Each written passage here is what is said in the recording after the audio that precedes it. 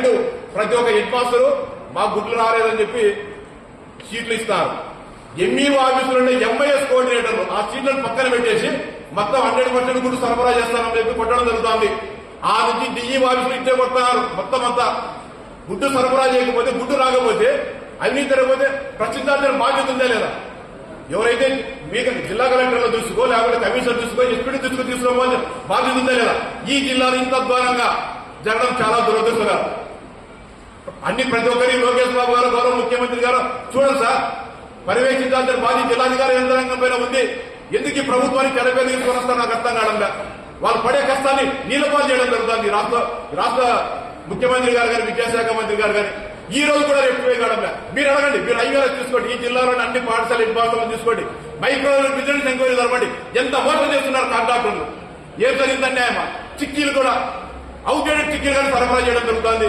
ఏమంటే తిల్లారా మీరు, ఊరికి ఇచ్చేది తిల్లారా అంటే కాంట్రాక్టర్ నోరు మూసుకొని ఉంటారు. మళ్ళీ ఇప్పుడు ఏం చేస్తున్నారు వీళ్ళంతా? నేను మోడల్ స్కూల్కి వస్తే model school head master suspend చేయాలని చెప్పి వీళ్ళు ప్రయత్నం చేస్తారు. సరఫరా చేయింది కాంట్రాక్టర్ ప్రశ్నించడంలో ఈ రోజు మళ్ళీ మోడల్ స్కూల్ హెడ్ మాస్టర్ ఇస్తారు. వాళ్ళు అడిగినారు, వాడు అడిగితే కాంట్రాక్టర్ వాడు ఫోన్ ఎత్తాడు, వీళ్ళు దాంట్లో యాప్లో పెడతారు. మీరు అందరూ ఎంఈఓలు యాప్ తెప్పించుకోండి, గ్రూప్స్ ఉన్నాయి, అన్ని కూడా మా గుడ్డు సరఫరా అని చెప్తున్నారు. ఏ రోజున మానిటరింగ్ చేశారా? ఉన్నతాధికారుల దృష్టికి తీసుకోకపోవడంలే, జిల్లా కలెక్టర్ల దృష్టికి పోవడంలే, లేకపోతే జేసీ దృష్టి ఎవరికైనా తీసుకోకపోవడంలే. ఈరోజు ఎందుకని ఇవన్నీ అక్కడ పేద పిల్లలు ప్రభుత్వ పాఠశాలను సమున్నతంగా సంస్కరించాలని చెప్పి ప్రభుత్వం ఇంత ప్రయత్నాలు చేస్తూ ఉంటే ఎందుకని ఈ పిల్లలు కడుగు కొడతారు? చాలా అన్యాయం.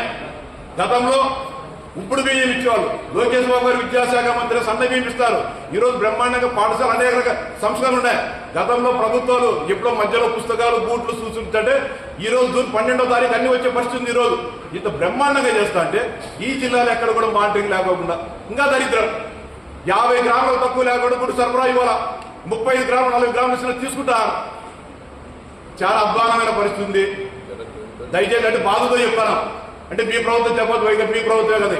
కానీ అంత్యనిష్ఠూరం కంటే ఆధునిష్ఠూరం మేలని చెప్పేసి ఈ తప్పు జరిగేటప్పుడు కూడా బాధ్యతగా తీసుకోవాల్సిన సర్దిదాల్సిన బాధ్యత మా మీద ఉంది. కాబట్టి మమ్మల్ని తిట్టుకుంటే కూడా మమ్మల్ని ఇబ్బంది లేదు. దయచేసి సర్దిద్దండి, దయచేసి సర్దిద్దండి అని చెప్పి చేతులెత్తి నమస్కరిస్తారా. చాలా అధ్వానమైన పరిస్థితి, మానిటరింగే లేదు. ఎవరు కూడా మానిటరింగ్ చేయడం లేదు మిడ్ డే మీల్స్ గురించి. వీళ్ళు 100 రోజుల ప్లాన్ లేదని చెప్పి 46 మందికి ఇచ్చారు.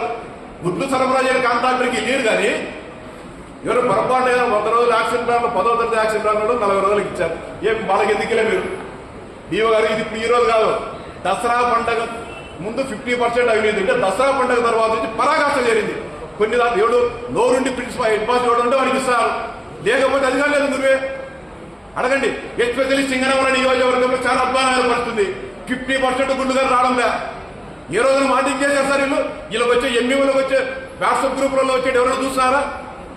దీనికంటే అధ్వానం సత్యసాయి జిల్లాగా, అనంతపురం జిల్లా కంటే ఇంకా అధ్వానం సత్యసాయి జిల్లా.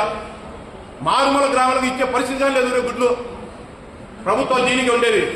ప్రభుత్వాలు వేల కోట్ల రూపాయలు మధ్యాహ్న భోజన పథకం కానీ ప్రభుత్వ పాఠశాలలో అభివృద్ధి చెందాలని ఖర్చు పెడతా ఉంటే ఇంత అధ్వానంగా పసిపిల్లలు కడుపుకొట్టి ఏమని సార్? ఆ పసిపిల్లలు అవినీతి పాల్పడితే మన పిల్లలు కానీ సర్వనాశనం పెడతారు. ఆ లాజిక్ కూడా మర్చిపోయి సార్ అధ్వానం సార్ కాంట్రాక్టర్ కూడా తెలియదు సార్. ఇలా గుడ్లు ఎవడు సరఫరా చేస్తారో ఈ జిల్లాలోనే యంత్రాంగానికి తెలియదు, ఎవరు నోటీసులని తెలియదు. మా ఫోన్ ఎత్తలేదంటారు, మా ఫోన్ ఎత్తలేదని చెప్తారు.